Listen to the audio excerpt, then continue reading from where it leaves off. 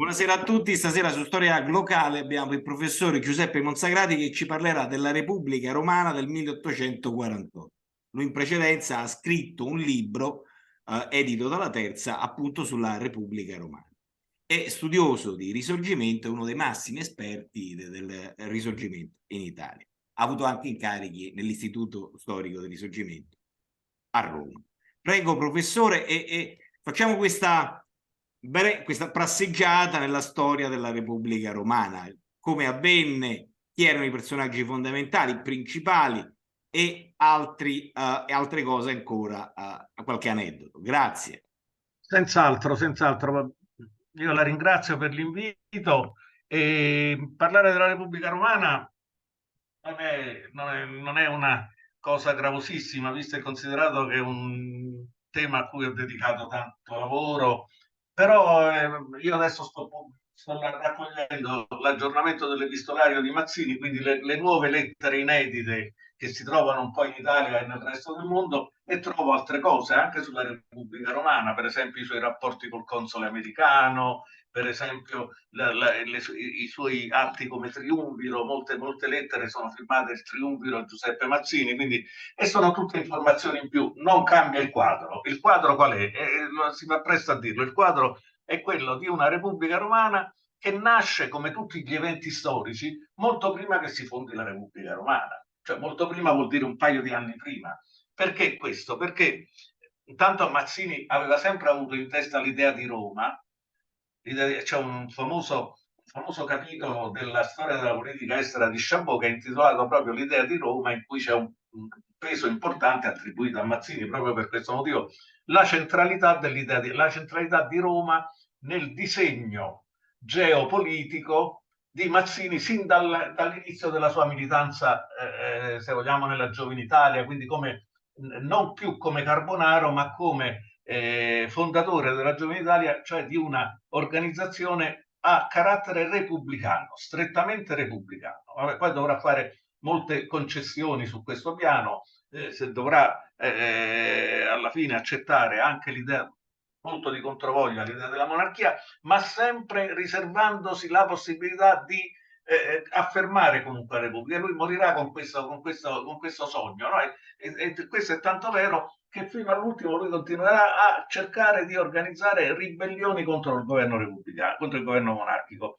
Però allora, perché dicevo comincia 2 anni prima? Perché tutto è vero che lui aveva questa centralità, perché Roma che cos'era? Roma era il luogo ideale storico dell'Italia attorno al quale si poteva raccogliere tutta la penisola, tutti gli stati della penisola, evitando che cosa? La dispersione dei municipalismi e dei campanilismi e dei federalismi soprattutto. Il federalismo era la bestia che Mazzini temeva di più, cioè la persistenza di un'idea di separatezza, di un'idea per cui tutti gli stati se ne stavano per conto loro, che era quello che poi aveva provocato, come dire, dal 400 in poi, tutta la storia successiva di frammentazione e quindi di dominazioni straniere. Le dominazioni straniere, secondo la lettura che ne dava Mazzini, erano nate proprio dalla necessità che ognuno facesse per conto suo. Quindi ci si alleava ora con i francesi, ora con gli spagnoli. È rimasto famoso il detto, no? Francia o Spagna purché se magna, che voleva dire a noi non interessa, a noi non interessa. Questa era una cosa un po' cinica, diciamo, un'affermazione un po' cinica diventata proverbio, ma voleva dire fondamentalmente a noi non interessa chi ci governa, basta che ci dia da mangiare. Ecco, quindi mancava completamente il senso della nazione, della nazionalità e la coscienza della nazionalità, che era quello che Mazzini si sforzava di impiantare nella coscienza degli italiani. Non si poteva diventare nazione se non c'era la coscienza di appartenenza a questa nazione, quindi se non c'era la coscienza del valore della nazione, in quanto la nazione era quella organizzazione della popolazione sulla quale si poteva costruire uno Stato unitario. E su questo Mazzini si batte per tutta la vita, si batte per tutta la vita. Allora questa storia, come dicevo, comincia 2 anni prima, perché comunque per quanto Mazzini avesse sempre in testa l'idea di Roma e mantenesse i contatti con le cellule, chiamiamole così, secondo un termine moderno, con le cellule romane della sua organizzazione, però erano cellule un po' altalenanti che erano periodicamente come dire, represse dalla sorveglianza poliziesca che nello Stato Pontificio era molto occhiuta, e quindi bisognava ricrearle, quindi bisognava riorganizzare, quindi ogni volta c'era da ripartire con un lavoro per trovare gli adepti, per fare in modo che accettassero di rischiare la galera, per fare in modo che come dire, si unissero alla giovane Italia per motivi ideali e non per il proprio interesse personale. Erano tutte pretese che Mazzini nel suo idealismo poteva come dire, aspettarsi dagli altri, ma che non sempre arrivavano, insomma, perché poi ognuno si muoveva anche secondo i propri interessi. Comunque è vero anche che Mazzini per anni ha avuto un'organizzazione molto capillare, secondo alcuni calcoli gli adepti della giovane Italia al punto più alto, diciamo così, della sua diramazione in tutta la penisola, arrivavano a 60.000 unità, che non era un numero in quell'Italia così arretrata, in quell'Italia così anche analfabeta, se vogliamo, no? L'80%, a seconda delle zone, ma insomma comunque che non leggeva, oppure dove i giornali non potevano circolare perché erano proibiti dalla censura, in quell'Italia avere 60.000 adepti voleva dire molto. Ed erano adepti che venivano fondamentalmente da che cosa? Dall'università, perciò si chiamava Giovine Italia, perché Mazzini cercava gli studenti, cercava gli intellettuali, cercava gli artisti. Gli artisti erano fondamentali perché gli artisti parlavano un linguaggio che poteva arrivare a tutto il paese, no? Poteva essere il linguaggio della letteratura, poteva essere il linguaggio della pittura. Ricordiamoci appunto il Duno, no? Hayez, questi pittori, questi grandi pittori che Mazzini porta in poteva essere anche il linguaggio della musica. Verdi al quale chiederà di fare un inno della nazione proprio nel 48, quindi nel momento caldo della storia d'Italia. No? Quindi è evidente che lui prendeva esempio in questo dalla Francia, dove c'erano gli chansonnier, secondo un termine moderno, c'era Béranger, no? Béranger era uno che scriveva canzonette di facile cantabilità, che però servivano a mobilitare la gente si muoveva appresso a queste, anche in virtù di queste sollecitazioni. Allora, ritorno a quello che dicevo prima, perché comincia 2 anni prima? Perché tutta come dire, questo blocco che Mazzini aveva subito nel suo proselitismo, improvvisamente si riapre con l'elezione di Pio IX, ma non perché Pio IX voglia il mazzinianesimo, voglia la Repubblica, perché Pio IX vuole cercare di come dire, saggiare le possibilità del riformismo liberale per venire a capo della crisi dello Stato della Chiesa. E qui ci va di mezzo un altro dei nemici, come dire, ideologici di Mazzini, cioè il potere temporale dei papi. Il potere temporale dei papi era una cosa molto seria, perché faceva appello a centinaia di milioni di cattolici in tutto il mondo e faceva appello soprattutto alle potenze europee, in particolare la Francia, l'Austria, la Spagna, che erano potenze cattoliche. L'Inghilterra, che non era cattolica, però alla fine come dire, stava sempre dalla parte delle altre potenze cattoliche, perché faceva comodo a tutti mantenere lo status quo, no? Per la politica dell'equilibrio, per la politica che governava l'Europa da secoli. Era la politica che aveva raggiunto una certa sistemazione degli Stati europei con certe case regnanti e voleva che non si mettesse in discussione questo quadro. Allora Mazzini lavora su questo. Quando Pio IX apre quello che è stato chiamato il suo biennio liberale, ovviamente concede una moderata libertà di stampa, quindi possibilità di far comparire dei giornali, ne escono tanti a Roma e nello Stato Pontificio. Ricordiamoci che quando io parlo di potere temporale del Papa, intendo parlare di uno Stato che comprende il Lazio, le Marche, le Romagne e parte dell'Emilia, quelle che si chiamano le legazioni pontificie, no? Quindi era uno Stato che tagliava a metà la penisola. Rendiamoci conto di quanto fosse strategica, diciamo, questa disposizione dello Stato Pontificio, perché praticamente consentiva a quelli che venivano dal nord di passare o di non passare. Se erano amici li faceva passare perché così li mandava a Napoli a sconfiggere la rivoluzione del 21, no? Del 2021. Arrivano gli austriaci che sconfiggono Guglielmo Pepe a Antrodoco e lì finisce la rivoluzione del 21. Oppure invece come sistema di difesa appunto quando ci sarà la Repubblica Romana, oppure ancora prima quando c'era stato quando c'erano stati i moti del 30-31, il moto di Modena, no? Il moto di Modena, Ciro Menotti, tutte queste altre belle figure di primi martiri. Ecco, il moto del 31 era stato domato dagli austriaci che erano scesi, avevano attraversato la pianura padana, avevano passato le legazioni, erano entrati in Romagna e avevano sconfitto i carbonari, i settari dell'epoca con le loro truppe organizzate, fatte fondamentalmente di volontari, quindi poco attrezzate ad affrontare un esercito come quello austriaco, che era un esercito professionale, e come dire, li fronteggiano a Rimini, li sconfiggono in 3 minuti e lì finisce il moto del 31. E poi così vanno avanti i moti del 43, 45, quindi periodicamente lo Stato pontificio è sottoposto a queste pressioni, no? Queste pressioni di rivolta popolare, di ribellismo popolare, perché la Carboneria è un'organizzazione che non si pone come Mazzini l'obiettivo dell'unità, però si pone l'obiettivo della Costituzione, l'obiettivo quindi del liberalismo. E Pio IX, quando sale sul trono, sembra andare incontro proprio a questa aspettativa. Facciamo anche noi i liberali, facciamo questo esperimento. Cosa ci chiedono i sudditi? Ci chiedono di avere uno Stato che funzioni meglio, perché lo Stato pontificio passa in tutta l'Europa come lo Stato più arretrato proprio dal punto di vista dell'amministrazione. Cioè, qual è la barzelletta che si racconta? I preti possono fare i preti, ma non possono fare gli amministratori. Non hanno la capacità di mettersi, come dire, a capo di consigli comunali, di governatorati, di legazioni, non dal punto possono fare, come dire, la loro attività spirituale.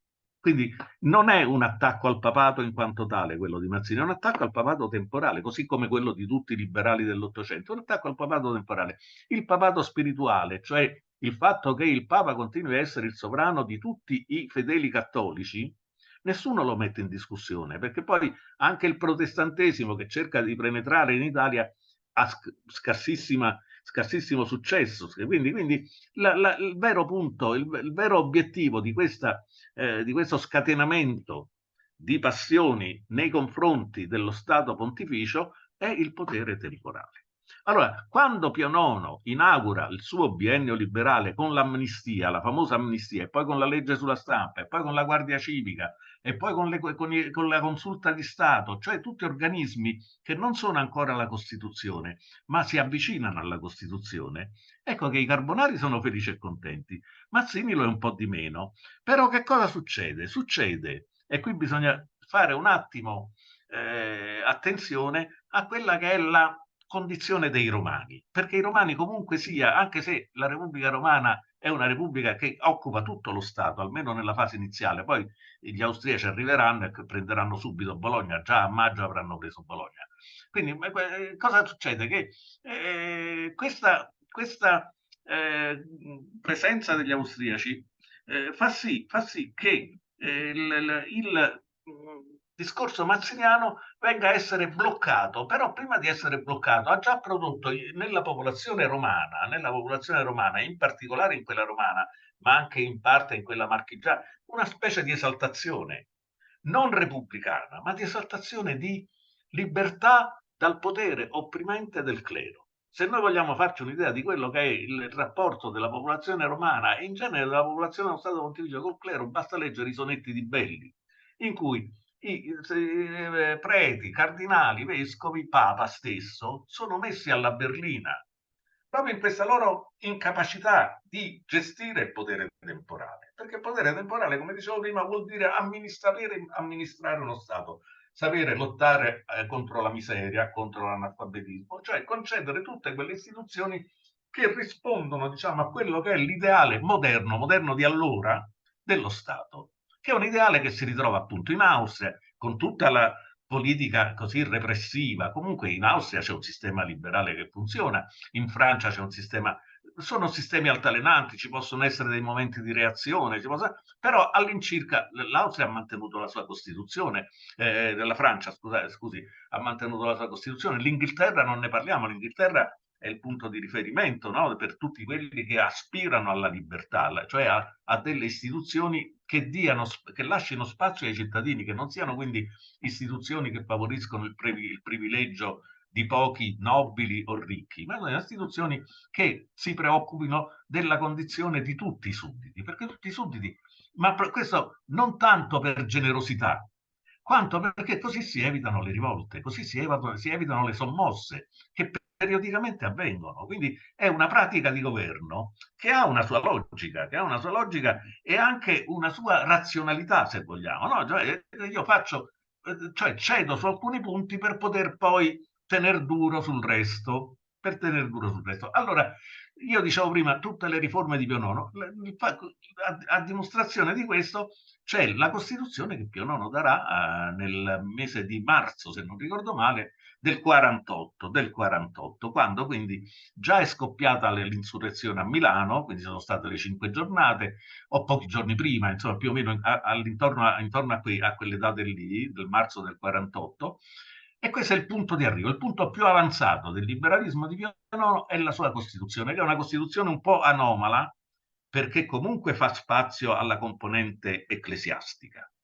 Però diciamo che già in qualche modo accoglie le richieste che vengono dalla classe intellettuale, che sono appunto richieste, dice almeno le cose che riguardano il fisco, l'amministrazione, lasciatele a noi perché siamo più attrezzati per seguirle queste cose. E quindi allora, tutto questo clima di rinnovamento, si riverbera poi sullo stato d'animo, se vogliamo, sulla psicologia della popolazione romana e dello Stato Pontificio, che improvvisamente si vede al centro del mondo, perché per Pio IX c'è un plauso universale, il Papa liberale, ma chi se lo sarebbe mai aspettato? Arrivano le delegazioni che gli rendono omaggio dall'Egitto, dalla Turchia, dagli Stati Uniti, gli Stati Uniti che aprono per la prima volta i rapporti diplomatici con lo Stato della Chiesa, che prima vedevano come il fumo negli occhi, e così l'Inghilterra aveva già dato l'emancipazione, però soltanto nel 50 darà la parificazione dei diritti, quindi la costituzione della gerarchia ecclesiastica nel territorio inglese. Quindi c'è un generale apprezzamento dell'operato di questo Papa. I romani, che si vedono un po' al centro, si montano un po' la testa, perché cioè, non lo fanno per quella che si può ritenere la loro spuffoneria, ma perché dopo tanti secoli di abiezione finalmente sono al centro dell'attenzione del mondo. E quindi, come dire, accorrono in massa alle manifestazioni che precedono la concessione della Costituzione.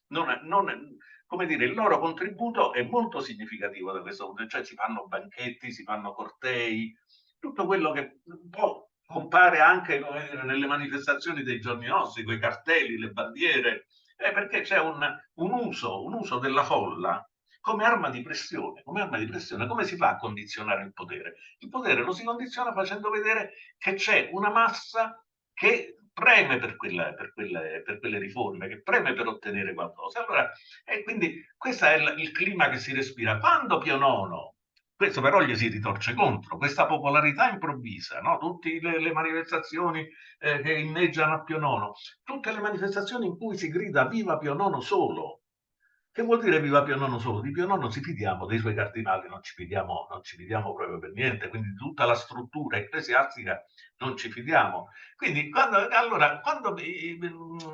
i romani si accorgono che Pio IX oltre alla Costituzione non va, non solo, ma che ha detto che manderà le truppe al nord per partecipare alla guerra degli stati settentrionali contro l'Austria, quelle truppe le manda ma poi le ritira e fa quella famosa allocuzione del 29 aprile in cui dichiara che lui, essendo sovrano di tutti i cattolici, non può prendere in considerazione l'idea di una guerra, quindi diventa pacifista improvvisamente, l'idea di una guerra contro l'Austria. Prima aveva potuto considerare accettabile l'idea di una guerra dell'Austria contro i suoi sudditi, quando li aveva fatta entrare nelle Romagne e quando li farà entrare ancora appunto nello Stato Pontificio e a Roma. Però appunto una delle caratteristiche del potere papale è quello che si organizza allora, è quello che si organizza a seconda, diciamo così, dei motivi che prevalgono nella vita pubblica. Quindi quando vede che nella vita pubblica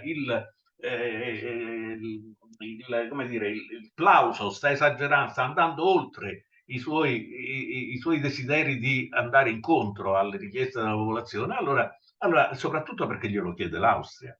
Cioè l'Austria con i suoi inviati gli fa presente, guardi santità, mettiamo in scena questa scenetta che probabilmente avviene non in questi termini, guardi santità che in questo modo lei mette in moto una macchina che non si fermerà più tanto facilmente. Quindi blocchiamola subito, prima che le conseguenze non siano più riparabili. E allora il Papa un po' alla volta incomincia a fare marcia indietro, e quindi prima appunto ritira le truppe, poi viene organizzata una specie di colpo di Stato nascosto, diciamo così, ma insomma c'è una successione di segretari di Stato, quindi ci sono delle difficoltà per il potere. Quindi, e poi arriva come ultima razio, come estrema razio, a capo del governo pontificio, questo Pellegrino Rossi, che è un professore di diritto costituzionale, nato in Toscana, a Pistoia se non ricordo male, o a Massa, no, a Massa. Io ho fatto anche una celebrazione a Massa, quindi me lo dovrei ricordare. Questo Pellegrino Rossi è un professore nato a Massa, emigrato in Svizzera e poi approdato in Francia al governo di Guizot, dove è diventato professore universitario, professore di diritto costituzionale. Sembra l'uomo giusto al posto giusto, però nel momento in cui nella Costituzione non si crede più. Allora che cos'è? Non è più l'uomo giusto al posto giusto, ma è l'uomo di polso che deve bloccare questa atmosfera romana sempre più eccitata, sempre più, come dire, disposta ad andare oltre, insomma, anche ad andare agli estremismi. Quindi qualcuno ben comincia a evocare il pericolo delle bandiere rosse, qualcuno comincia a evocare il pericolo della scristianizzazione della società. Ed ecco che allora il Papa si spaventa e dice vabbè chiamiamo Pellegrino Rossi e Pellegrino Rossi metterà a posto la cosa. Solo che Pellegrino Rossi fa il possibile, gode di un certo prestigio, soprattutto è un suddito francese. Quindi il ragionamento qual è? Beh, con Pellegrino Rossi si guarderanno bene i cospiratori dal fare un'opposizione troppo smaccata, perché c'è la Francia dietro Pellegrino Rossi. Però che succede? Succede l'irreparabile e l'inconcepibile, che Pellegrino Rossi viene fatto fuori, non si sa bene da chi, se verrà fatto un processo, verranno individuati dei carbonari, insomma, però ecco, accuse ricadranno anche su Mazzini, che non c'entra assolutamente niente, perché Mazzini in questo momento rispetto a Roma è fuori gioco. Comunque Mazzini cosa capisce? Capisce che quello è il momento per riprendere i contatti con Roma e per rilanciare la politica di come dire, organizzativa delle forze repubblicane o comunque delle forze antitemporali nello Stato Pontificio. E quindi incomincia a mandare Goffredo Mameli, quello dell'inno famoso.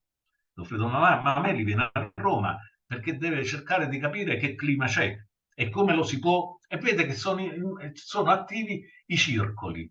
Ecco, i circoli sono un altro elemento di questa organizzazione nata con Pio IX e che va oltre le aspettative e soprattutto i desideri di Pio IX, perché i circoli sono i luoghi dove si fa politica, dove si politicizza la gente. Quindi anche si fanno i catechismi addirittura, no? Si fanno i catechismi in cui si insegna a quelli che sanno leggere perlomeno cosa c'è da aspettarsi da un governo costituzionale, insomma, no? Un governo che garantisca le libertà di tutti, quindi questo è sicuramente un spauracchio per le prospettive del Papa in questo periodo, e quindi a quel punto, come dicevo prima, bisogna stringere i freni, bisogna fare appello a Pellegrino Rossi perché insegni ai romani che non possono pretendere molto di più di quello che è stato loro concesso, perché quello che è stato loro concesso è più che sufficiente per garantire quelle istituzioni di libertà che loro chiedevano. Non è così perché erano, come dicevo, erano istituzioni di libertà, come dire, in qualche modo temperate dalla presenza degli ecclesiastici all'interno del Parlamento, di quello che potremmo chiamare, ma non si chiamava, si chiamava Consiglio dei Deputati.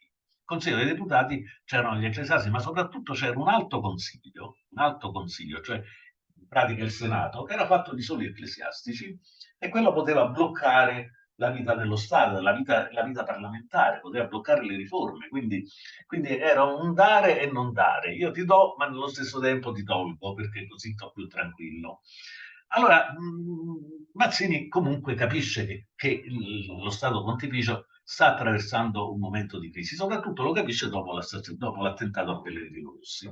Allora ci sono 10 giorni, cioè tra il 15 novembre, morte di Pellegrino Rossi, e il 25 novembre, fuga del Papa a Gaeta, in cui come dire, c'è una specie di fremito collettivo, tutti ci si attrezza per cercare di avere un peso nella vita, nelle scelte che si faranno a Roma. E quali sono queste scelte? Beh, il Papa stesso, anche qui il Papa è protagonista, perché il Papa fugge a Gaeta e lascia quindi lo Stato senza un capo.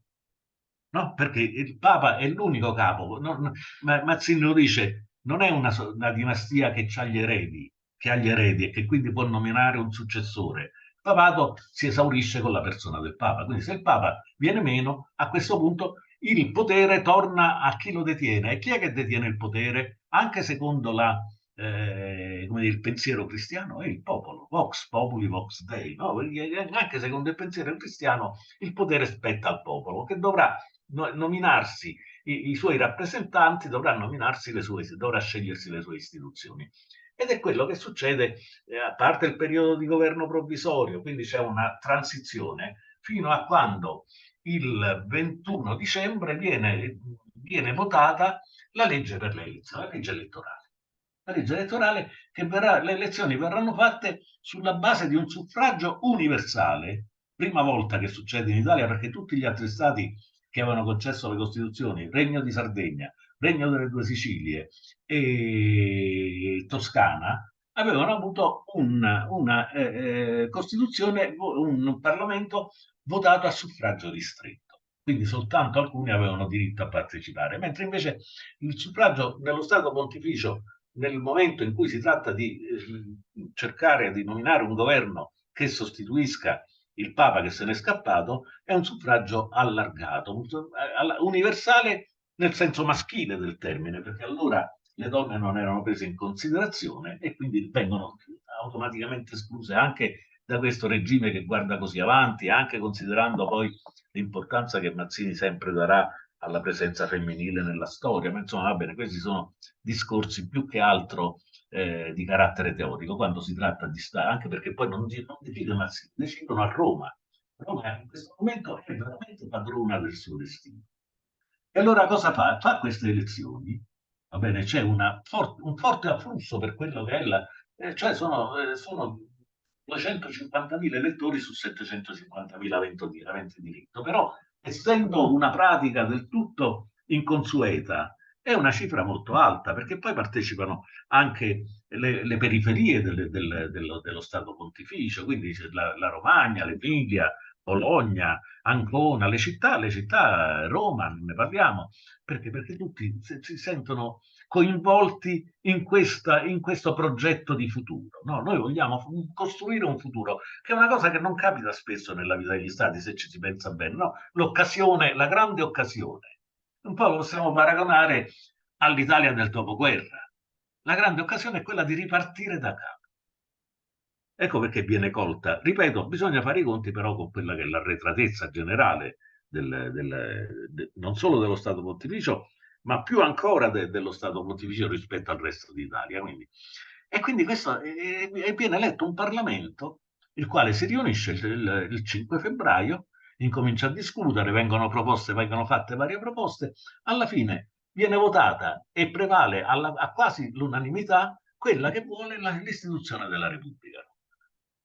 L'istituzione della Repubblica Romana nasce il 9 febbraio, la notte tra l'8 e il 9 febbraio, alle 3 di mattina, se non ricordo male, alle 3 di mattina, sulla base di 4 decreti fondamentali. 4 decreti fondamentali, che appunto, il primo dei quali stabilisce che il regime dello Stato sarà un regime repubblicano e che al Papa spetteranno tutti i poteri in campo spirituale, nessuno glieli tocca, nessuno glieli toglie. Quindi anche questa è proprio questo per i rapporti con l'estero. Allora, a questo punto Mazzini comincia a prendere in considerazione l'idea di Roma, però ancora non sta a Roma, perché Mazzini sta in Toscana e sta aspettando che dalla Toscana gli diano il consenso per fare l'unificazione con Roma, perché lui non vede l'ora di arrivare a Roma, va bene, di presentarsi alla Camera e di dire io vi porto un regalo. C'è una certa vanità nel personaggio, ovviamente. Io vi porto un regalo. Qual è questo regalo? Che non siete soli, ma abbiamo anche la Toscana. Quindi ci rafforziamo, quindi costituiamo una buona cellula di quello che sarà il futuro dell'Italia, altro che cellula, comunque una parte importante di quello che sarà il futuro dell'Italia. E questo sogna lui. Però la Toscana, che è la regione forse più municipalista e più autonomista o più federalista d'Italia, la Toscana non vuole. La Toscana, così come non lo vuole neanche Bologna. Devo dire, tra parentesi, che la Repubblica Romana avrà un grande consenso, va bene? Però le province del nord saranno sempre quelle un po' più fredde, proprio perché vedono minacciata dalla preponderanza di Roma. Ecco che come scattano i campanilismi, no? Come scattano anche nei confronti di Napoli, tante volte, no? Nei confronti di Napoli scattano perché Napoli è la capitale, la dominante, Roma si chiamava la dominante, la dominante voleva dire che è appunto dominata.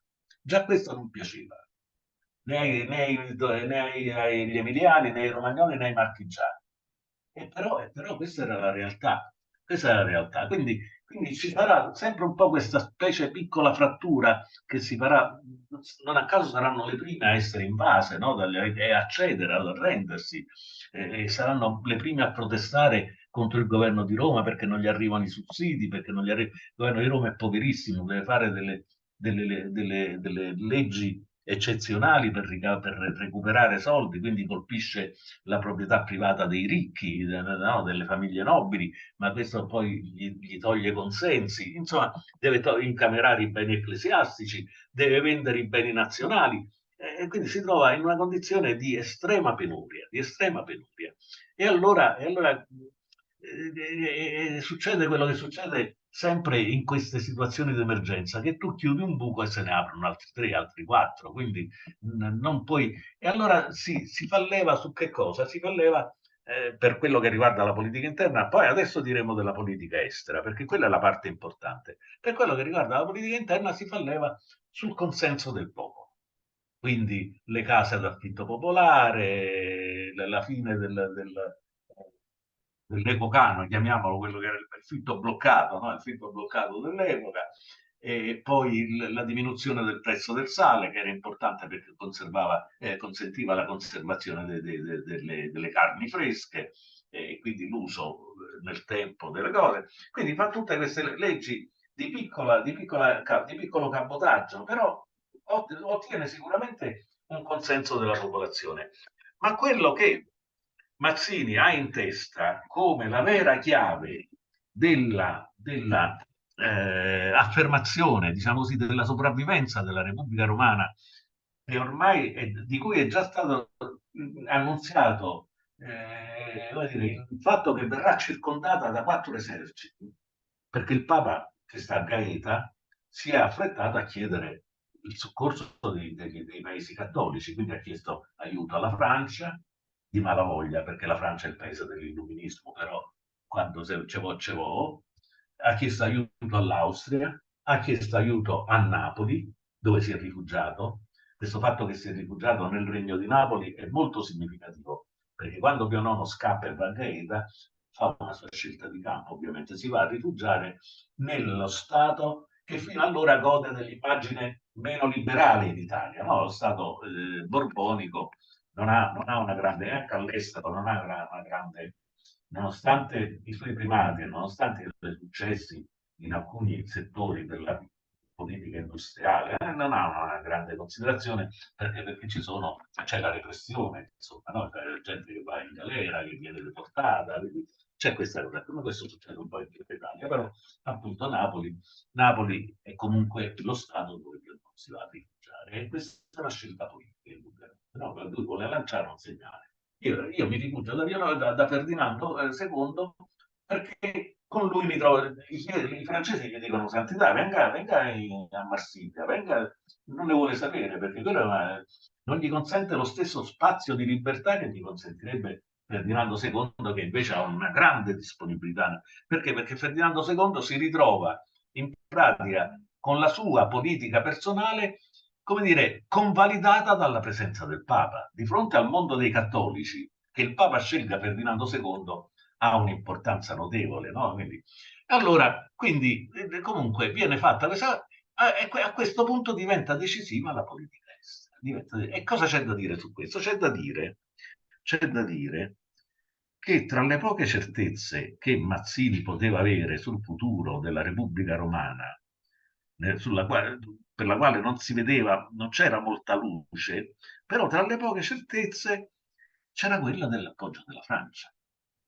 Lui era convinto, essendo legato da anni alla sinistra francese, no? Quindi la sinistra di Lamennais, di Leroux, di Blanc, di Bastide, di Georges Sand, no, tutti questi intellettuali francesi con cui aveva rapporti quasi quotidiani da Londra, dove si era rifugiato, essendo legato, pensava di poter facilmente ottenere l'aiuto della Francia, anche perché nell'articolo 5 della Costituzione francese, quella del 48, quindi l'ultima, la più fresca, quella di marzo del 48, c'era scritto che all'articolo 5 che la Repubblica, cioè la Repubblica francese, non impiegherà mai le sue armi contro le repubbliche sorelle, quelle che venivano definite le repubbliche, cioè gli altri stati repubblicani. Quindi c'era una specie di impegno solenne a non fare spedizioni punitive spedizioni punitive o comunque aggressioni nei confronti delle repubbliche. Ce n'erano talmente poche in Europa che questa era una,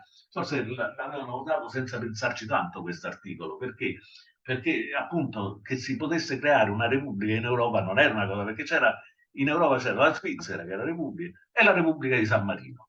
Quindi in quel panorama una repubblica sarebbe stata proprio una macchia nera o bianca a seconda dei punti di vista, però insomma certamente qualcosa di anomalo, certamente qualcosa di anomalo. E quindi è convinto Mazzini che basta lavorarsi la diplomazia francese per convincerla non a portare aiuto alla Repubblica Romana, a fare in modo che non la aggrediscano gli altri stati.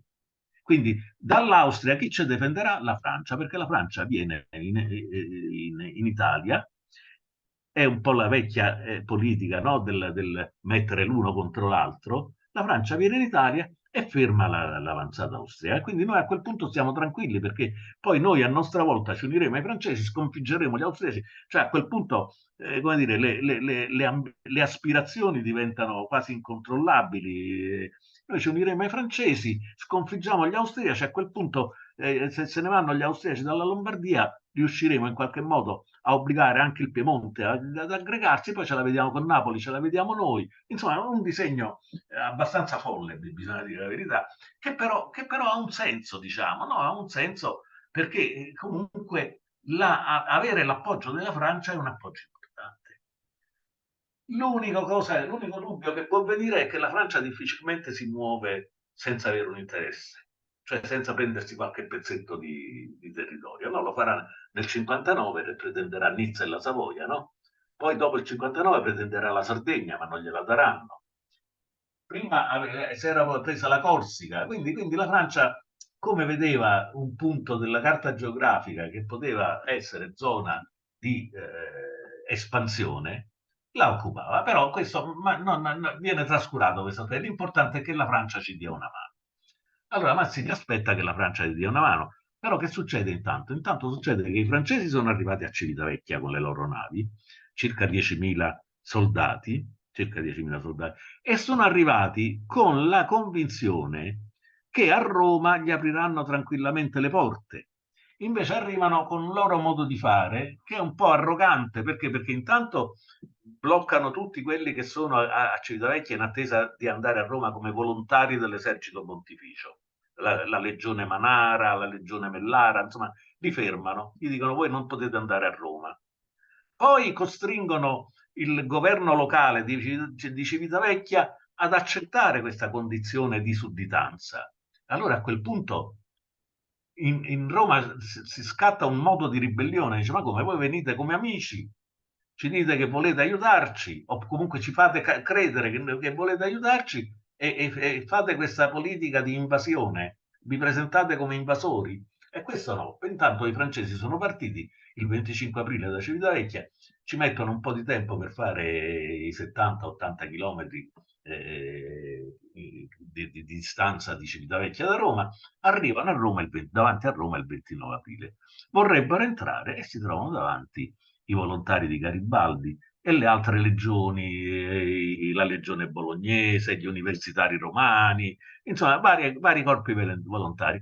Se li trovano davanti e non aspettandoselo ed arrivando anche insomma senza avere bene preparato tutta quanta l'attrezzatura degli assedi e delle cose, quello arriverà dopo, e si trovano davanti questi i quali gli infliggono una bella batosta, li costringono a fuggire, li costringono a fuggire. Perché li costringono a fuggire? Perché alla testa dei volontari pontifici c'è un nome come Garibaldi. C'è un uomo Garibaldi che galvanizza le popolazioni, spinge all'inizio, io vi dicevo, il popolo romano era esaltato e via dicendo, però la Repubblica non è che gli piace tanto, non è che perché la condizione della Repubblica non gli piace tanto perché costringe la città che per un certo tempo viene disertata dagli stranieri, viene disertata dalle correnti turistiche e Roma vive di turismo. È un po' come adesso, insomma, no? Noi leggiamo che Roma ha il bilancio attivo perché c'è il turismo, è una parte del PIL, no? È il turismo. Anche allora era così, anche allora perché Roma era una meta molto...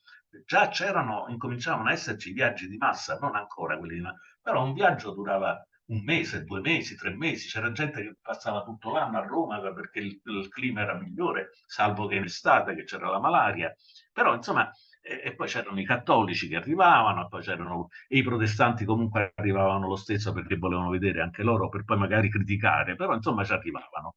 Guardavano tutto e poi dicevano che schifo, la città è zozza, i ruderi sono tenuti male e trovavano motivi di critica. Questa è come dire, una pagina molto simpatica dell'atteggiamento che gli stranieri hanno verso Roma, che in genere è di grande ammirazione. Però anche sempre con qualche cosa, per esempio Chateaubriand che diceva questa è la città dei morti, questa è la città delle rovine. Uno qui viene e si fa prendere dalla depressione perché si vede solo ruderi, vede solo... Era la sua condizione interiore che era predisposta a questo stato d'animo, no? Mentre gli altri invece arrivavano, si facevano le cerimonie di San Pietro, soprattutto la Pasqua era apprezzata, no? Le processioni, le benedizioni, lo stesso Papa Santo, Papa che veniva portato sulla sedia gestatoria, era uno spettacolo, insomma, no? La settimana di Pasqua, tutte queste cose qui. Perché? Perché vedevano, era come vedere un pezzo di Medioevo da parte di coloro che erano già proiettati nella modernità, che avevano già subito la rivoluzione industriale, avevano già attraversato la rivoluzione industriale, comincia nella seconda metà del Settecento, quindi gli inglesi che vengono qui, e sono inglesi ricchi ovviamente, vedono questo angolo di mondo dove il tempo non è passato, non si è fermato, quindi c'è un fascino che viene legato a questi luoghi, a queste cose, con tutte le critiche che poi si possono fare, però c'è un fascino. Ebbene, quando cominciano i combattimenti intorno a Roma, scappano tutti. Ma già prima, appena si era avuta la bisaglia del governo repubblicano, quindi i cambiamenti inevitabili che ci saranno, già prima tutti quelli che affittavano gli studi di artisti, gli appartamenti, i saloni, i palazzi addirittura affittavano alcuni. Si diceva che i nobili romani erano talmente spiantati che vivevano affittando palazzi, quella era la loro fonte di reddito. Insomma, no? Quindi tutta questa economia che ruotava intorno al settore del turismo e della vita romana degli stranieri, questo settore va in crisi. Gli stessi cardinali che hanno sempre avuto, che vivevano in genere a Roma, no? Vivevano in genere a Roma perché stavano nel Sacro Collegio, quindi dovevano stare vicino al Papa, il Papa li voleva vicini. Gli stessi cardinali avevano un tenore di vita notevole, 2 carrozze, 4 servitori, quindi ripeto, c'è tutta un'economia e quindi questo influisce sulla popolazione e sul modo di pensare della popolazione, che all'inizio è anche abbastanza perplesso su quello che sta avvenendo, dice ma noi ci vengono a mancare fonti di reddito che prima avevamo, quindi questo spiega perché inizialmente ci sia una certa freddezza, perché poi come dire, la prospettiva repubblicana non a tutti è chiara. Che vuol dire la Repubblica? Che ce ne facciamo? Noi abbiamo la monarchia, siamo cresciuti in un sistema di fedeltà alle monarchie, di consenso alle monarchie, perché dobbiamo cambiare? Quindi c'è questa diffidenza, diciamo così. Però subito dopo la vittoria del 30 aprile, quella che dicevo prima al Gianicolo, no? Quando arrivano i francesi, Garibaldi li ferma, non li fa entrare in città, non li fa entrare, non solo, ma li vorrebbe inseguire per ributtarli al mare, cosa che sarebbe stata catastrofica, ma comunque poi sarebbe cambiata di poco la storia. Quando arrivano i francesi cambiano opinione, cioè si sentono colpiti nell'orgoglio. Dice, ma come noi che siamo stati risollevati dal papato di Pio IX, che ci ha fatto capire quale importanza abbiamo come città agli occhi del mondo, dobbiamo essere trattati in questo modo. E allora ecco che incominciano a sostenere il governo repubblicano e a entrare nelle forze dell'esercito repubblicano. Già c'è, l'esercito repubblicano si compone in parte di esercito ex pontificio e in parte di queste legioni di volontari, no? Io avevo detto la legione Zambeccari, la legione Zambianchi, insomma, la legione che cos'è? È un concetto che adesso noi possiamo come dire, assimilare a quello contemporaneo. Voi avete sentito parlare della Wagner, no? La Wagner è una cosa in grande stile. Allora, appunto, chiunque aveva soldi per armare un certo numero di volontari organizzava. Infatti Manara era uno ricco, Manara era uno ricco, si costruisce una tua legione. Poi le legioni molto vivevano sulle popolazioni, man mano che si spostavano ponevano tasse a questo, decime a quell'altro, insomma, quindi viveva, Garibaldi vive soprattutto di ruberie, se vogliamo, no? Erano rubagalline certe volte, però questo faceva parte un po' del clima del tempo. Nessuno ci fa caso, vi garantisco, nessuno, le popolazioni si lamentano, cioè, si mettono le tasse, però poi sostanzialmente, quando Garibaldi fuggirà da Roma lo assisteranno. Avrebbero potuto bloccarlo, consegnarlo agli austriaci, invece lo accompagnano lungo tutta la sua risalita verso il nord. Quindi questa è la dimostrazione che alla fine il discorso della libertà è stato recepito, perché poi non è che sono proprio insensibili, sì, hanno dei motivi per diffidare, come dicevo prima, però non sono insensibili. Non sono insensibili soprattutto al progetto di snellimento della macchina dello Stato e di velocizzazione e di efficientizzazione della macchina dello Stato. Sapete che un processo a Roma, sempre di fare il paragone economico, un processo a Roma poteva andare avanti per decenni. La giustizia non era garantita, il reo non aveva diritto neanche all'avvocato difensore. Quindi era un sistema barbaro, se vuoi, dal punto di vista del garantismo. Ecco, la parola garantismo niente, non c'ha proprio niente a che vedere con quella, neanche con la realtà degli altri stati, però insomma le Costituzioni a questo servono, però, le Costituzioni perché stabiliscono delle regole. Quindi, per tornare a noi, Mazzini conta molto sulla Francia e si aspetta che la Francia cambi il suo intervento a favore, cioè per riportare l'ordine nello Stato Pontificio, dice la decisione presa dal governo francese contro l'anarchia, però si aspettano che questo intervenire contro l'anarchia vuol dire, beh, noi sistemiamo un po' le cose, però blocchiamo chi vuole mettere in pericolo le istituzioni, le nuove istituzioni che il popolo, che la popolazione dello Stato Pontificio si è dato. Invece i francesi a quel punto non c'è perché che cosa è successo per modificare anche quell'articolo 5 della Costituzione di cui vi dicevo che garantiva come dire, la protezione delle repubbliche sorelle. Era intervenuta l'elezione alla presidenza della Repubblica di Luigi Napoleone, il nipote di Napoleone I, che poi diventerà imperatore col titolo di Napoleone III, col titolo di Napoleone. Questo Napoleone I, come tanti personaggi dell'Ottocento, ha vissuto varie epoche, no? All'inizio è stato Carbonaro, è stato anche in prigione, ha cercato di organizzare un moto contro lo Stato Pontificio, quindi no, non si è fatto, come dire, non si è negato nulla. Ha cercato di fare un push, quello che si chiama un push, cioè una rivolta militare contro il legittimo governo monarchico di Luigi Filippo. Quindi, perché? Perché aspirava, la sua aspirazione qual era? E chiamandosi Luigi Napoleone doveva percorrere una strada simile a quella dello zio.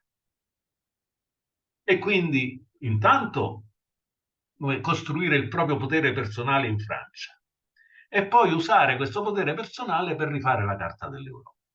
Che cosa c'aveva in testa? Soprattutto la distruzione dell'Inghilterra. Quella che era l'eredità incompiuta dello zio, no? La ragione unica della Francia per tanti anni era stata l'attacco all'Inghilterra, lui la riprende. E quindi questo è il suo obiettivo. Allora, per raggiungere questo obiettivo e per avere il consenso che gli serve per ottenere questo obiettivo, deve contare sui cattolici francesi in particolare, no? Che gli danno il potere. Infatti, poi il plebiscito che organizzerà dopo il colpo di Stato sarà un plebiscito nel senso vero del termine, cioè voteranno tutti, quello è grande, 90%, 92%, una cosa del genere. Quindi Napoleone III è proprio il personaggio meno adatto a raccogliere quella che è la speranza di Mazzini, il quale governa, viene messo alla testa del triumvirato perché il potere nel momento dell'attacco straniero si decide l'esecutivo di metterlo in mano ai triumviri, Saffi, Armellini e Mazzini. Già prima c'era stato un primo triumvirato, ma non aveva avuto questa ampiezza di poteri esecutivi. Mentre invece quello. Però sarà un potere esecutivo che sarà sempre in contatto col Parlamento e non farà mai qualcosa che possa sembrare una sopraffazione o una violenza inflitta al Parlamento. Quindi ogni decisione verrà comunicata al Parlamento, il Parlamento la prenderà in esame, quindi si stabilisce una macchina di controlli non esplicita, ma che c'è comunque. E però, nonostante questo, non cambia quella che è la condizione, cioè non riesce a convincere i francesi che bisogna puntare sulla Repubblica Romana, perché è lì la soluzione del problema italiano. Questo lui vuole dire ai francesi. L'Italia sarà sempre una, come dire, un posto inquieto, va bene? Sarà sempre un teatro di rivoluzioni, sommosse, moti e via dicendo, fino a che non si sistemeranno le cose all'interno, fino a che non cambierà la musica, no? Nel paese. E allora questo vorrebbe che capissero i francesi, però da questa parte, soprattutto Napoleone III, non ci sei. Luigi Napoleone si chiama ancora Luigi Napoleone, diventerà Napoleone III dopo che sarà stato proclamato imperatore o che si sarà proclamato imperatore. Quindi Luigi Napoleone non ci sente perché appunto vuole il voto dei cattolici, vuole il voto dei contadini che sono cattolici, vuole il voto della borghesia delle province che è in gran parte cattolica.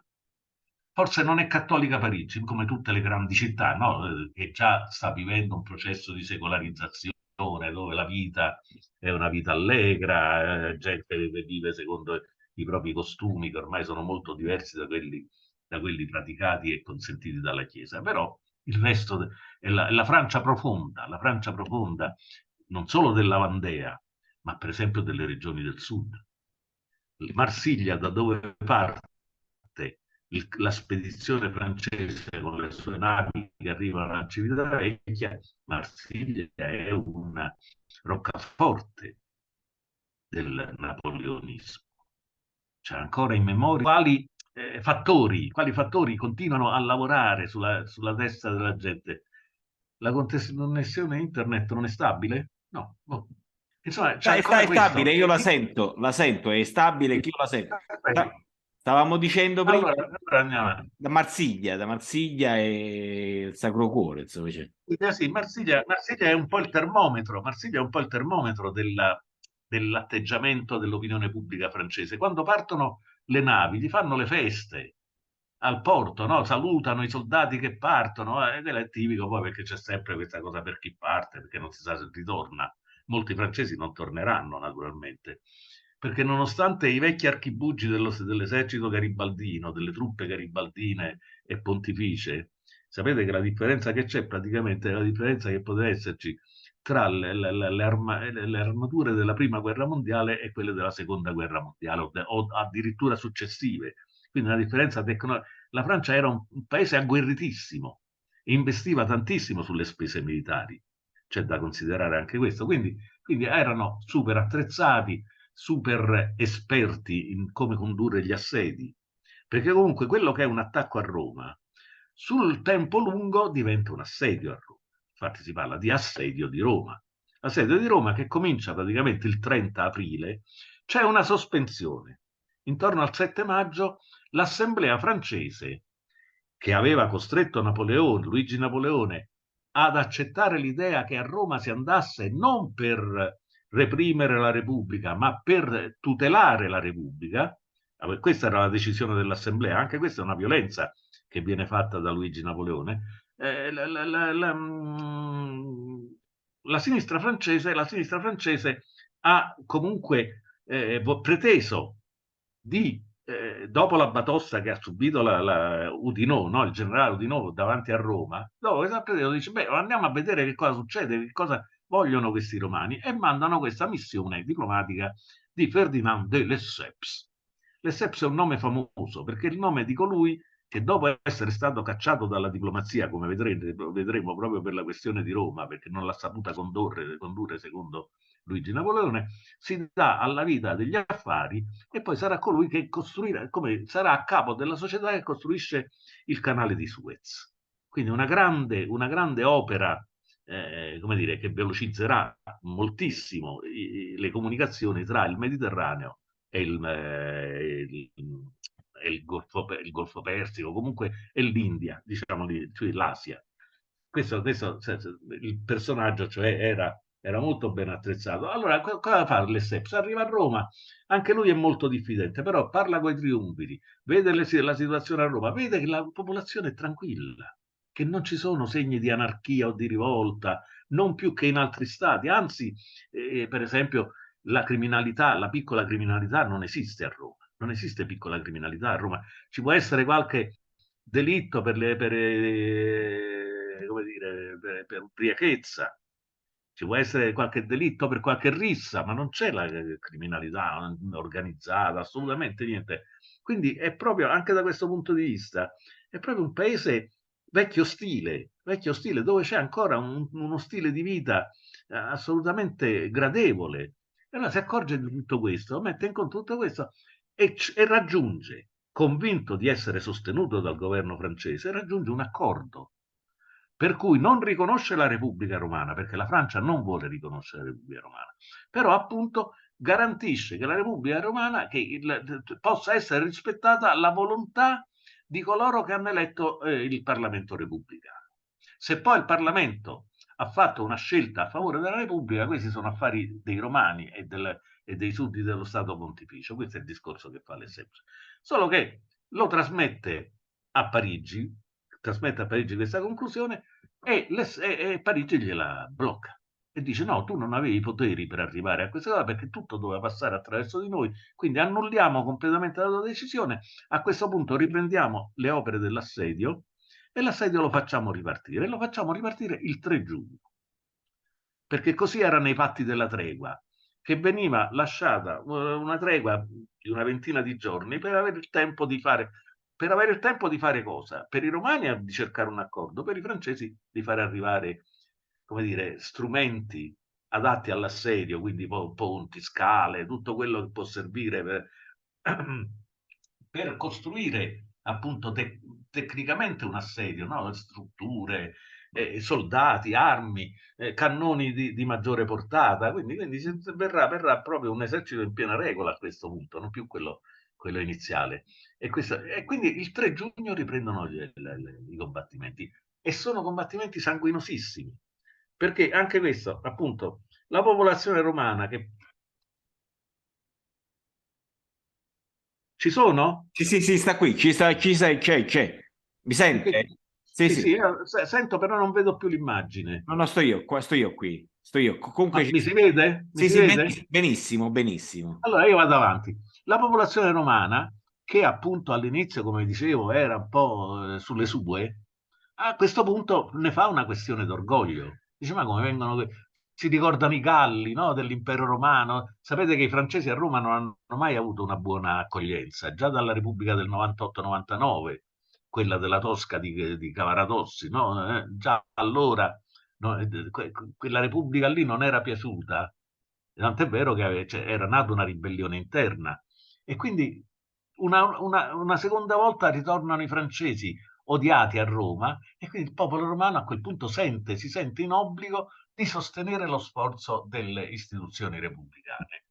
E quindi accorrono in parte alla difesa, quindi c'è un contributo popolare alla difesa, che però è quella che è, nel senso che è appunto la difesa di un esercito male armato, male attrezzato, male in tutto, che quindi può fare una resistenza, come dire, quasi simbolica, dove comunque i morti cadono a centinaia, va bene? Però poi il risultato è scontato. Quindi quella che doveva essere lo sbocco finale dell'assedio, l'assedio, io non so se conoscete la disposizione del Gianicolo, no, il Gianicolo è una specie, sta in cima a una collina, va bene, dove ci sono delle mura alte che praticamente sono la cinta della città. Allora, per i francesi si trattava di salire su questa collina, ovviamente essendo esposti al fuoco dei difensori, e di arrivare a entrare nella cinta muraria. Perché una volta entrati nella cinta muraria avevano, come dire, il controllo di tutta la città, quindi bastava, perché dal Gianicolo si vede tutta Roma. Ancora oggi, chi va al Gianicolo, e voi forse avrete visto quella scena della grande bellezza di Sorrentino, no? In cui si vede all'inizio un giapponese che sta sulla famosa terrazza del Gianicolo e c'è sotto tutta la città, che allora era molto più piccola ovviamente, quindi era molto più raccolta, e quindi c'era Trastevere, dopodiché c'erano i palazzi del potere, quindi si attraversava il Tevere, c'erano i palazzi del potere, c'era il Vaticano, c'era il Corso, Piazza Venezia non esisteva ancora, ma insomma quello era il nucleo della città, che poi arrivava fino alla periferia, Villa Ludovisi, insomma, ma però era piccolina la città, per questo era gradita agli stranieri, perché non costringeva a lunghi spostamenti, a faticosi spostamenti. Quindi a quel punto, arrivati una volta scavalcata la cinta muraria, la città è presa. E questo avviene il 22, quindi i combattimenti riprendono il 3 giugno. Dal 3 al 22 ci sono bombardamenti, fuoco. Bisogna sapere una cosa di questa assedio francese. Credo che vada sottolineato e messo l'accento su un elemento in particolare, che il 13 giugno Mazzini si aspettava tra l'altro che a Parigi, dopo che si era visto, dopo che la sinistra aveva visto che Luigi Napoleone se ne infischiava di tutte le pressioni e manteneva la sua ostinazione nell'attaccare la Repubblica, sperava in un moto parigino, no? In un'insurrezione addirittura, perché era convinto che Parigi quando vuole può alzare barricate da tutte le parti e deporre chiunque. E invece la sinistra tenta un'insurrezione, ma è una cosa senza nessuna pretesa, che viene domata nel giro di poche ore, di cariche di cavalleria. Insomma, poi i francesi erano molto sperimentati in questo, no? Quindi sapevano benissimo come. E quindi fallisce questa insurrezione parigina, a quel punto non c'è più nessuna speranza, perché vuol dire che il potere si è consolidato. Napoleone si sceglie un governo in cui mette come ministro degli esteri,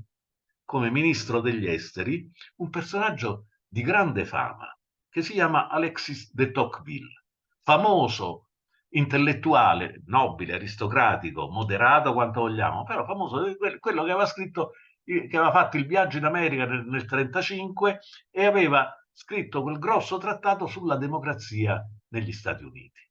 Quindi per dire che appunto era quello il governo verso il quale si stava andando, cioè l'esempio degli Stati Uniti per lui era una speranza e una minaccia allo stesso tempo, perché era il governo popolare, perché era il governo dell'eguaglianza, dove non c'erano i privilegi dei nobili. Negli Stati Uniti conoscono solo, allora conoscevano solo la nobiltà del denaro, ma era una nobiltà poco diffusa, quindi era era presentato appunto come il futuro dell'umanità. Quindi Tocqueville era uomo di grande, però Tocqueville si trova con questa patata bollente dell'assedio di Roma, non sa cosa prendere, però si affida a un suo inviato a Roma, il quale arriva a Roma e comincia a dire al generale Oudinot: guardate, non dobbiamo guardare più in faccia a nessuno, bombardiamo anche la città, e incominciano a partire cannonate verso la città. E quindi una palla cade qua, insomma ci sono un po' di morti, la popolazione si spaventa ovviamente, quindi si crea un clima molto difficile, e insomma si arriva al 30 giugno, che il Parlamento repubblicano a quel punto, visto e considerato che ormai i francesi sono entrati, hanno scavalcato la cinta muraria, tengono la città sotto controllo con i loro cannoni, a quel punto non ci resta che capitolare. La città cessa da una difesa divenuta impossibile, e sta al suo la città, il governo repubblicano sta al suo, l'assemblea repubblicana cessa da una, e sta al suo posto. Cioè, perché sta al suo posto? Perché nel frattempo c'è un ultimo atto di grande valore simbolico, ma non solo simbolico, anche materiale, da fare prima di cadere definitivamente la Repubblica Romana. Deve approvare e leggere pubblicamente la sua Costituzione. Allora, questo è il retaggio di maggiore peso lasciato dalla Repubblica Romana. Dal punto di vista ideale, questa Costituzione, scritta in 69 articoli, quindi molto concisa, ma con grandi criteri di, come dire, liberalismo molto avanzato, appunto, che stabilisce per esempio l'abolizione della pena di morte, l'abolizione del carcere per debiti, insomma una serie di garanzie per la popolazione, la giustizia, ovviamente tutte queste. Ecco, questa Costituzione oggi viene ancora, allora certamente di più, ma ancora oggi viene celebrata come la più democratica di tutto l'Ottocento. Non c'è solo questa Costituzione, c'è anche una Costituzione tedesca che più o meno, in uno dei tanti stati tedeschi, che più o meno ha lo stesso valore, approvata dal Parlamento di Francoforte, ma poi mai entrata in vigore, perché poi il problema delle Costituzioni fatte da questi poteri, come dire, che si sono affermati grazie a una ribellione, durano poco. Appena il quadro si ricompone e la situazione viene messa sotto controllo dalle forze dei vari sovrani, dalle forze delle varie potenze, perché le potenze sono tutte unite quando si tratta di riportare l'ordine in Europa, no? Resta famosa quella affermazione del ministro degli esteri francesi nel 30-31, quando c'era stata la rivoluzione, l'insurrezione polacca, e si aspettavano, tra l'altro i polacchi si aspettavano un intervento protettivo dei francesi, anche lì c'era stata una specie di anticipo, no? Di preannunzio della Repubblica Romana, si aspettava, e invece il governo francese non aveva mosso un dito. Ma non solo, poi quando l'insurrezione era stata domata aveva emesso un comunicato che diceva: l'ordine regna a Varsavia, che era proprio un dire, beh, ci siamo tolti di mezzo ci siamo levati questo pensiero, l'ordine regna a Varsavia, quindi tutto è tornato al suo posto. Questa è la logica delle potenze dell'Ottocento. Allora, di tutto questo discorso che io vi ho fatto e che ormai credo volge al termine, insomma, volge al termine. perché credo che siamo a più di un'ora. Quello che deve restare di tutto questo discorso è un po' l'invito alla riflessione su quella che è la disposizione degli stati, che appunto si chiamano grandi potenze dell'epoca, che vengono dalla restaurazione, no? La restaurazione post-napoleonica ha ridato il potere alle potenze, che sono Inghilterra, Francia, Russia e Austria, i grandi imperi, no? I grandi imperi.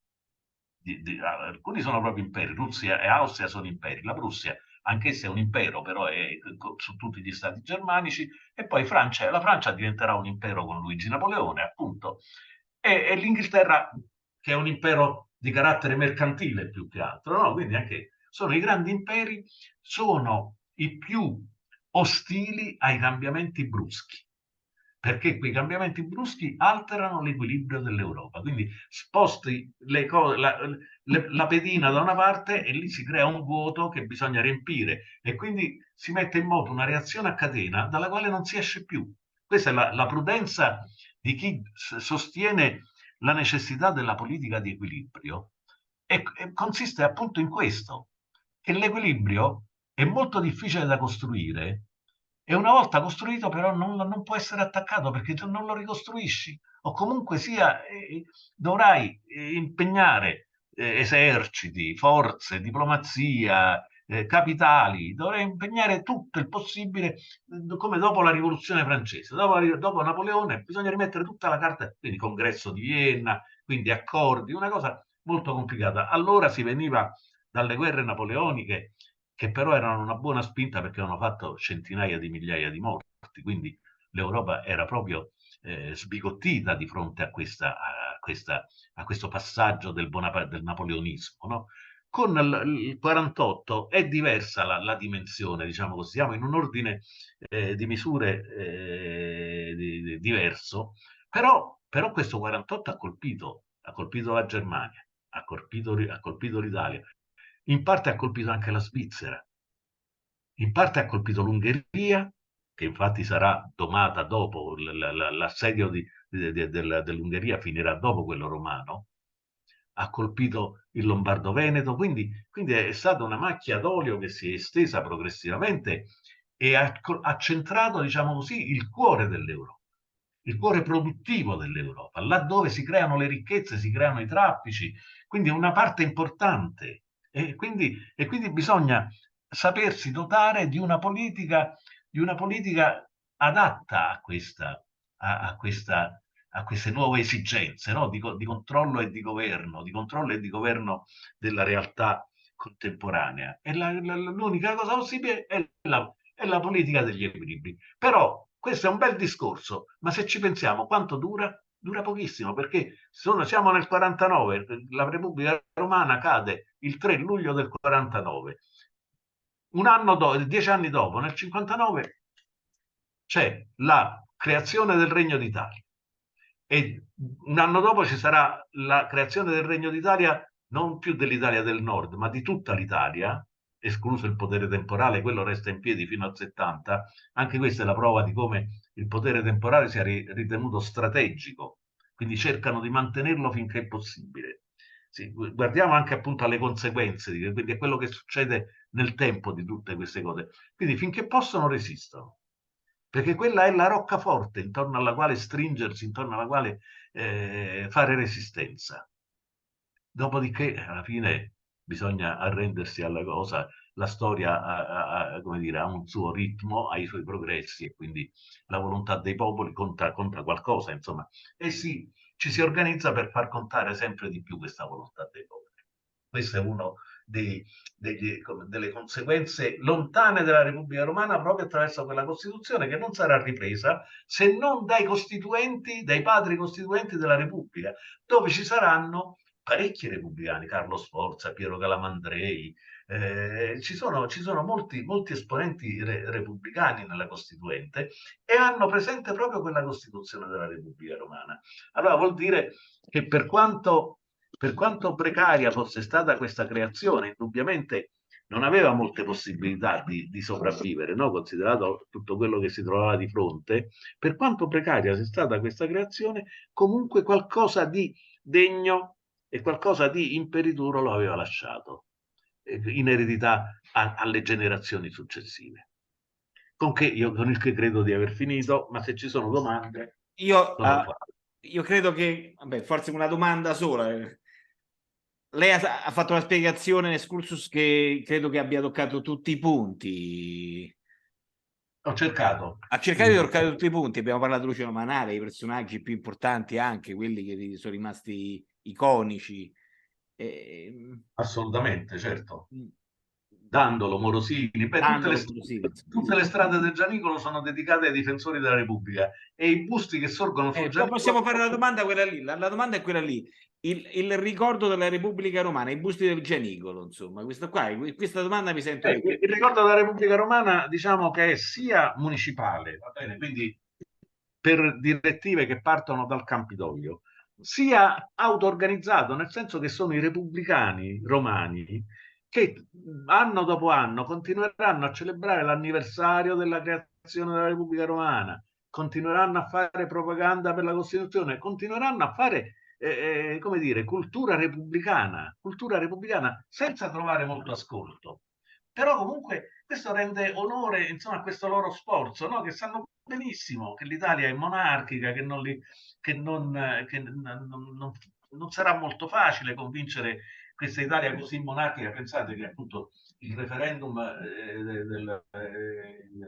dopo la seconda guerra mondiale passa per poche centinaia di migliaia di voti, quindi con sospetti di brogli, quindi il paese era sicuramente monarchico. Però era tanta la fede in questo principio che era il principio cardine, perché in cosa consisteva questo carattere cardinale di questo principio? Nel fatto che dava il potere al popolo. Poi è chiaro che su questo si possono fare tanti artifici. Oggi si parla addirittura di democratura.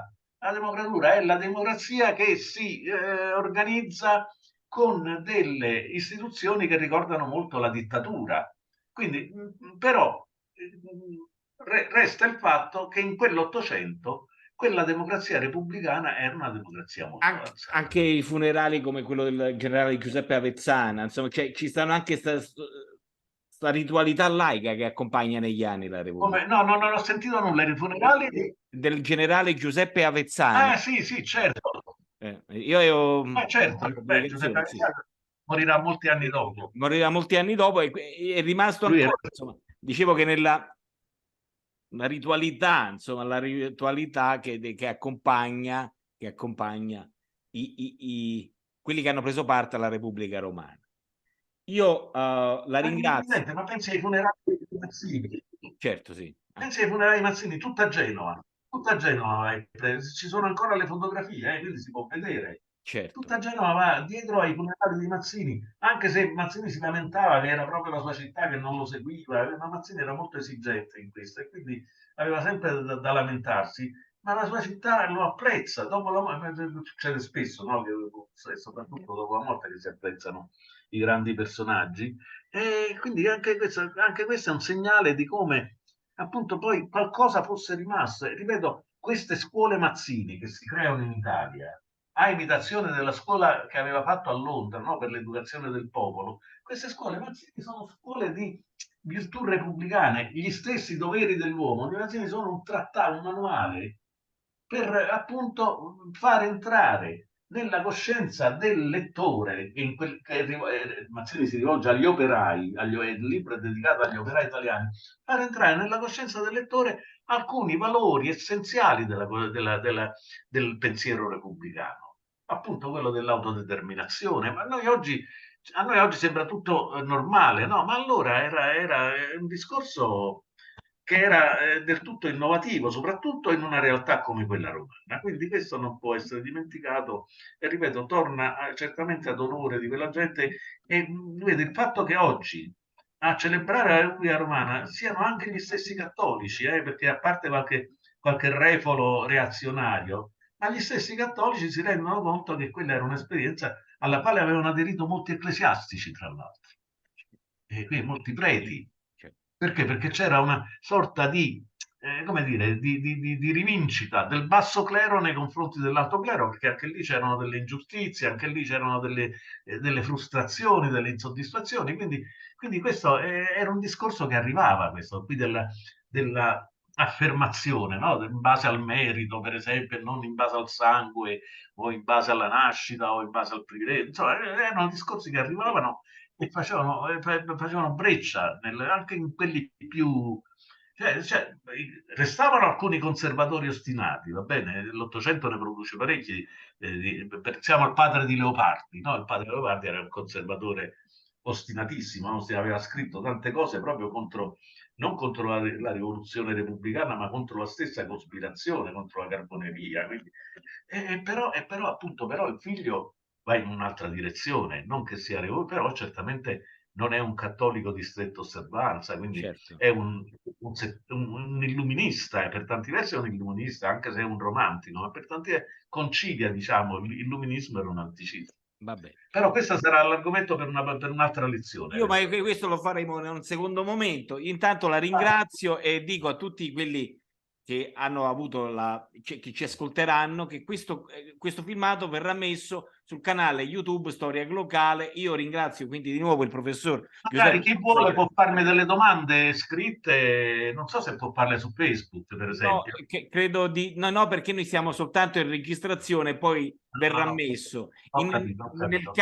Nel caso in cui ci siano delle domande, io poi gliele porgo e poi in una seconda volta che ci vediamo parlando di un diverso argomento possiamo... Anche critiche, non solo domande. Io ho detto Certo, domande. ma comunque le critiche poi verranno messe sotto al canale, al canale YouTube.